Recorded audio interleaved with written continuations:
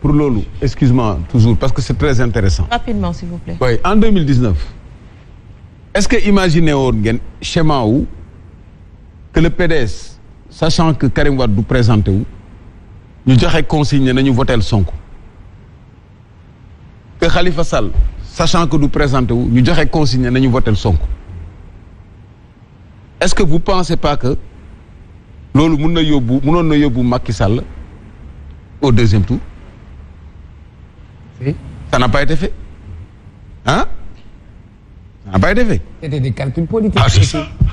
Parce que les grands partis, le PDS n'avait pas de candidat, Khalifa Sall a eu un candidat, mais le discours du PDS c'était de distribuer l'électorat. Non, attends, ça dit là où le président veut venir, Mouki, est-ce qu'aujourd'hui, ils sont prêts à se dépasser? Ils sont prêts à se dépasser et accès. Moom laa dañuy waxtaan. Waaw. ci wolof élection yi passé présidentielle 2019. Karim Wade moo nekkoon candidat PDS. mais mu jul jàll. Khalifa Sall ñi nekkaloon ak moom mu jul jàll. parce que ci jamono boobu. ñi àndoon ak Karim Wade PDS ñu jëloon seen li ñu amoon yëpp ñu dajale ko nañu ko votel Ousmane Sonko. ou bien même Idriss Seck. je dis même dans le pire des cas même qu'il décide que c'est Idriss Seck. Oui. Même dans ce cas-là. Parce que aussi, en 2019, n'oubliez pas le protocole de Conakry. C'est que le protocole de Conakry faisait de sorte que Wade ne pouvait pas donner de consigne. Moi, j'en viens pas au reste. Non, aussi, l'alliance de Taxawu Sénégal. Donc c'était impossible. Non, c'était impossible. Voilà. Parce que Wade aussi, il met en jeu, comment dirais-je, les intérêts de son fils. Mom, doomam moo gën a lu ne. Khalifa, il mettait en jeu quoi? Non, Khalifa. L'alliance de 2017 moom moo continué en 2019 parce que soo xoolee bi waa PDS bi ñu def défection en 2017 Khalifa est resté avec le Rewmi. C'est cette dynamique là qui a continué en 2019 loolu moo tax foofu il était impossible que par exemple waa Taxawu Sénégal jël seen conseil ba jox ko Sonko. Non, c'est des élections différentes. Non, c'est pas différent. Une présidentielle, c'est pas la même chose. Non, je parle de la dynamique. Mais c'est non, je parle de la dynamique. Non, je parle de la dynamique. Parce que instant... Non, j'ai compris ça. Non, ça dit dynamique. Les gens n'auraient pas compris que l'alliance, parce que déjà aussi, on parle d'alliance. Il y avait déjà une alliance qui était là, en 2017, qu'il fallait tonifier davantage. Que nous, en 2019, qu'il y ait une défection au sein, par exemple, de Rewmi, nous avons pour donner Ousmane Sonko. Sans pour autant qu'il y ait des raisons politiques aussi.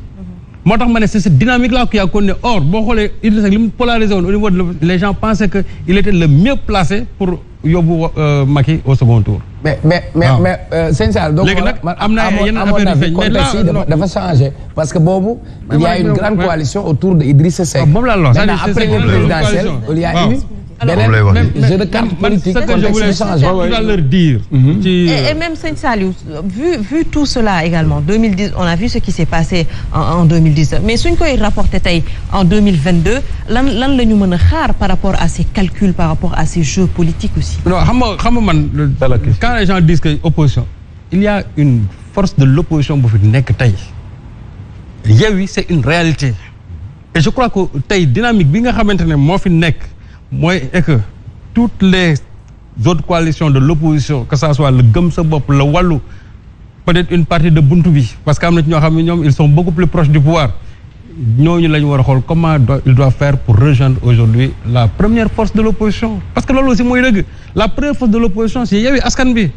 Donc je crois que tey pas bi nga xamante ne moom la ñeneen yi war a def pour ñëw il faut loolu ñoom ñu jàngat ko te man jàpp naa ne bu dee ñenn ñi ce sera quasiment impossible.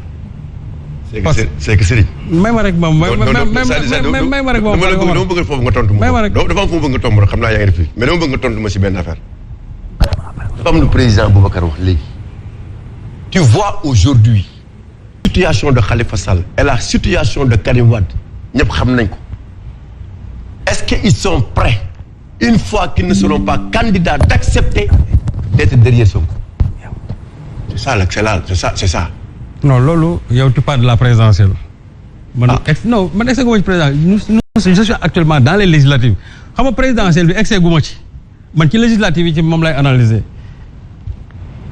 Président Boubacar, sur la gestion de la transition foofu moom je suis pas d'accord xam lu tax parce que buñ ci demee rek compromission bi nga doon wax léegi ci la ñuy jëm parce que ku deful dara amoo looy tiit c'est pas parce que les gens ils sont dans l'opposition que ne président bi nangam ak nangam ak nangam xam nga aussi te loolu il faut une justice très forte pour ça gis nga ñi deful dara ils n'ont rien à craindre Abdou Diouf perte na élection il n'a pas été traîné devant les tribunaux peut-être amuñu luñ ko toppee buñ la toppee dara c'est parce que am nga loo def ou bien c'est parce que aussi il y a une justice boo xam ne qui sert aujourd'hui d'instrument pour mën a abattre un adversaire politique comme l'a fait Macky Sall bi mu jëlee pouvoir bi en Afrique il y a eu des transitions yoo xamante ne nii des transitions qui se font vraiment de manière très douce da ngay ñëw nga gañ perte élection après nga dem si yoon mais soo nekk au pouvoir tegale ay scandales yu dul jeex justice bi fi nekk mënul dal sa kaw après ñu ne il faut gérer une transition parce que tout simplement demain les gens vont faire des compromissions par-ci par-là dinañ la bàyyi nga dem au point que tu dois t'accrocher au pouvoir non moi je crois que aussi il faut assumer toutes les conséquences boo nekk ci nguur gi da nga war a doxal lu jub loolu mooy dëgg. Quand on a une gestion sobre et vertueuse. moom laa la et puis aussi il faut. il faut aussi qu'on aille vers une justice indépendante et forte parce que xam nga lu gën a grave mooy un président qui arrive et dès son premier discours il dit que je ne protège personne un président dans une démocratie forte ne peut protéger personne mënul protéger kenn le président qui le dit mooy bu subaa mën naa protéger kii mën naa bañ a protéger kii et c'est ce qu'il a fait Macky Sall dans son discours du 3 avril 2012 loolu la njëkk a wax je ne protégerai personne le jour où il a dit keroog laa ne tey lay protéger ay nit te loolu moo feeñ par la suite protéger tout le monde bien sûr ñi féete ci moom il les protège ñi féetewul ci moom il les abat politiquement et judiciairement moo tax ma ne bu fekkee ne da nga nekk au pouvoir da ngay jubal soo jubalee boo fi jógee nga am une justice forte même si les gens te poursuivent aussi di nga yow amoo c'est-à-dire li ñu naan sa ginnaaw bandang mais nag boo nekkee ci pouvoir bi def say tojaange ba pare bu subaa ñu ne on va faire des compromissions que président bi bu fi jógee nangam dama ne ku fi toog ci réew mi gérer woo ko comme cela se doit di nga fi jóge te boo fi jógee danañ la poursuivre. Saliou. waaw léegi nag léegi nag loolu lépp xam lu koy tënk moo di il faut nga am justice boo xamante ni qui n'est pas sous la coupe de l'exécutif parce que gis nga réew nee na leen politicien boo gis mën naa ñoom ñëpp ñoo yem politicien boo gis toujours ñu ngi ci ay njuuñ njaaj yu ci bëri mais non yu ci bëri non quand je dis njuuñ njaaj c'est-à-dire ku ci nekk am nga say pexe pour mën a jël sa adversaire nga teg ko ci suuf mais dama ne liy réguler loolu il faut nga am une justice très forte quand tu as une justice forte quels que soient les moyens de pression de l'exécutif toujours justice bi moo la ci génne. D'accord. te malheureusement ñun loolu lañ manqué dans ce pays-là jusqu'à aujourd'hui on a une justice boo xam ne qui est toujours sous la coupe de l'exécutif. Oui, mais je pense. Il faut une véritable réforme pour ñu mën a. En 30 secondes président. 30 secondes franchement Saliou. Je pense qu'on parle pas de la même chose. Nécessité d'une justice loolu d'accord nañ ci amul perante. boo yàggee xool ni état di fonctionner président même boo deful dafa am responsabilité yoo xam ne yow la xam nga président bi il est couvert non seulement dafa am benn genre immunité mënoo ko poursuivre qu'en cas de haute trahison et loolu c'est même pas défini donc c'est extrêmement difficile mais président mën na signaloo ku ne lu ne donc mën na am responsabilité signaloo ku ne lu ne am ci lu ne te kenn du ko mën a duut baaraam mën nga aussi ci say pexe enquête xam lu mu am ak fu mu ko denc ak lu mu ko dencee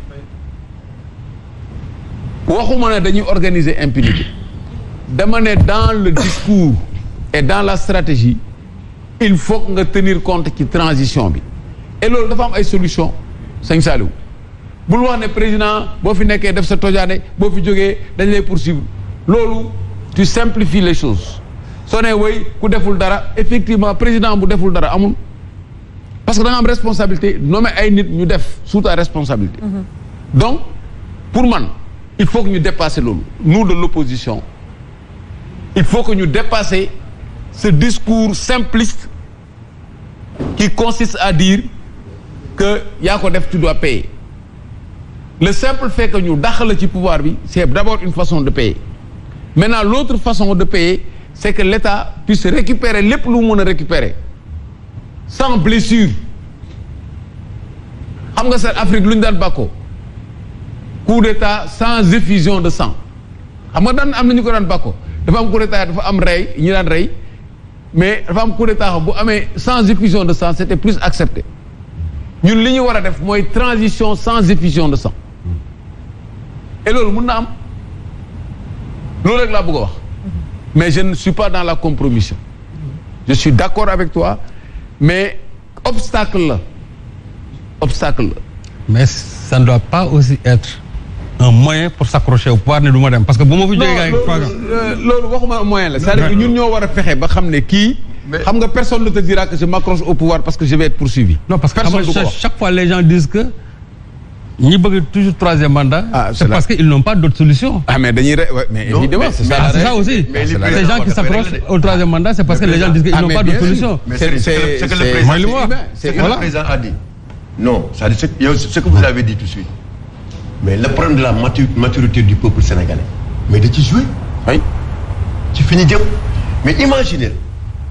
tey Sénégalais yi woo na ne yéen vous les hommes politiques vous êtes minoritaires c'est nous qui choisissons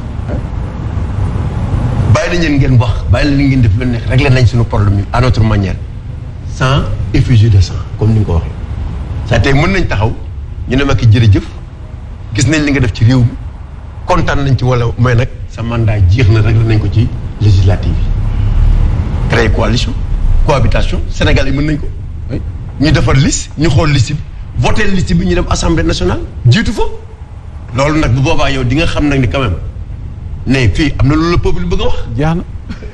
mais cohabitation boobu ngay wax Omar Faye ci sa fort intérieur est-ce que yaakaar nga ne que dina am. bien sûr wala mën na am. mais nee na soo analyser élection locale yi rek déjà élection locale xam nga aussi remonter toujours dans l'histoire politique du pays dafa am solo gis nga la défaite de Diouf en 2000. Ça a été annoncé en 98. Oui. Où Abdou Diouf s'est retrouvé avec, électoralement parlant, avec 49% des voix. Avec et l'opposition, c'est une voix réunie, ça faisait 51%. Avec la percée de Djiboka. Maintenant, compte tenu du mode de scrutin, voilà. Diouf était majoritaire à l'Assemblée nationale. Et c'est là où les gens ont compris que Dem Djeli Wade jotna parce que maintenant l'alternance était à leur portée.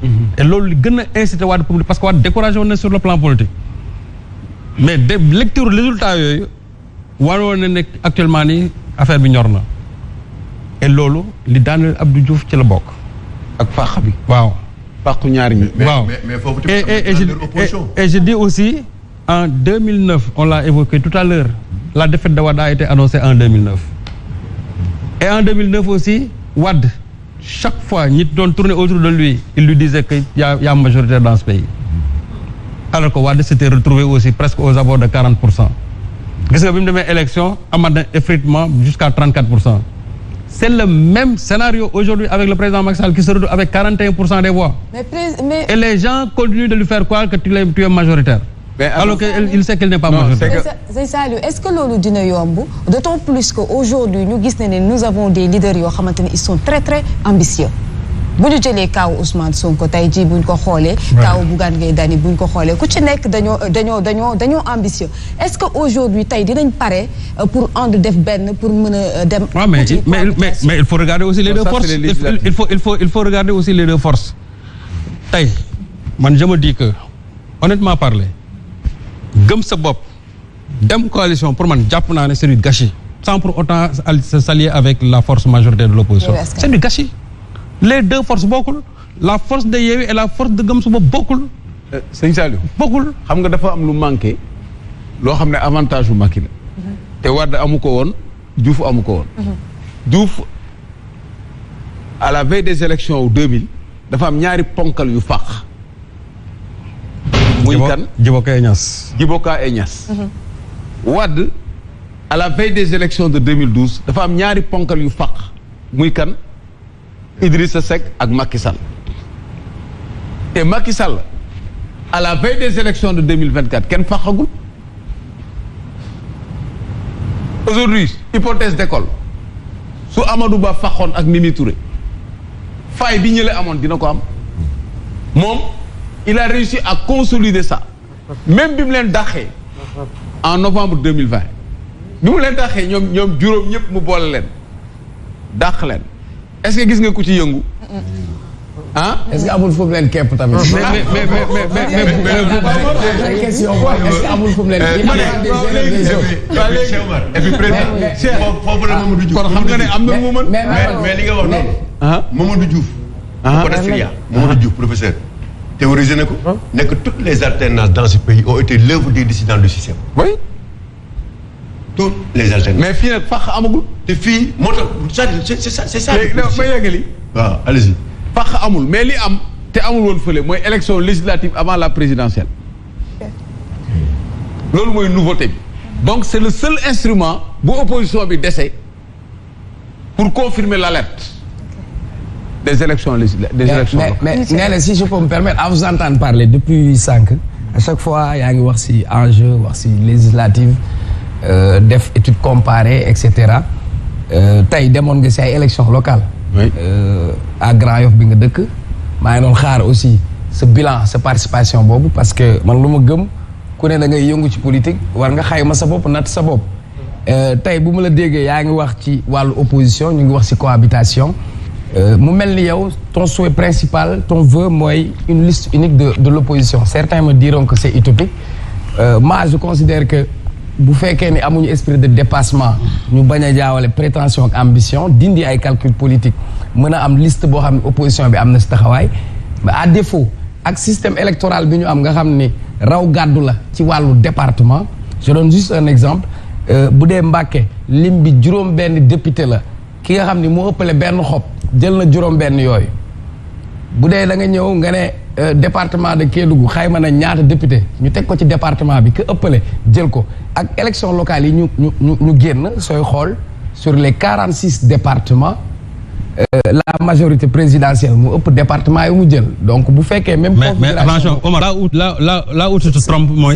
non dama lay préciser rek. là où tu te trompes c'est-à-dire les grandes villes. aussi li ñu polariser ay députés parce que déjà Dakar. perdu Dakar c'est 17 députés. tu es mon professeur. sama papa nga. ah oui prof nga. non waxtaan bee ko laaj rek Omar. waaw continue je peux avoir tort je peux me tromper. Continue. dans ma démarche ou dans mon raisonnement mais bàyyi ma eggali après tu prends. c'est aussi simple nga baal ma ak ma ne damaa teg bi ma lay dégg sànq ba léegi sa souhait mooy opposition bi nekk benn quelles que soient les difficultés Yewwi Askan Wi c'est quand même un appareil politique très fort l'intérêt de l'opposition avoir Yewwi Askan Wi avoir Wallu avoir toutes les entités de l'opposition dans une liste unique même si c'est pas réalisable mais yow bokk nga ci acteurs yoo xam ne loolu nga prôné mais su fekkee loolu amul vu scénario bi am ci élection locale yi ak système raw gàddu bi où Macky Sall maîtriser cartographie politique pour xool là où il est fort moom mu yokk lim bi là où il est faible mën na wàññi lim bi man préoccupation boobu la posé muy équation beneen bi mënuñu fi toog ñu war a dem assemblée nationale ñu am fi 12e législature boo xam ne jàpp nañ ni bokk na si gën a yées si suñu assemblée nationale. ñu ñëw 13e législature bi mel ni mu mel. ñu jogaat ne dañuy yokk li mu député yi jëlee ko ci 165 yóbbu ko ci 172. d'accord je suis légaliste parce que ku yokku njël yokk dépense. parce que bi nga créé département Kër Massar il faut nga jox ko ay députés yu jóge ci département nga def Bounkiling je suis d'accord moi je parle pas. Sur la quantité mais parlons de la qualité de nos élus députés yi bu ñu amoon taxawaay bi ñu war a am est-ce que tey nit ñi dinañ am ay jafe-jafe di dem di xool ay activistes di xooli ñeneen ensuite même système électoral bii ñu am nii ni ñu ko tëggee nii nga xamante ni il faut nga bokk sur une grande coalition pour nga mën a nekk député est-ce que duñu au lieu ñuy am ay députés yu askan wi mais dañuy am ay députés boo xam ne day toog ngir son intérêt partisan wala dañ fay am député boo xam ne daf fay toog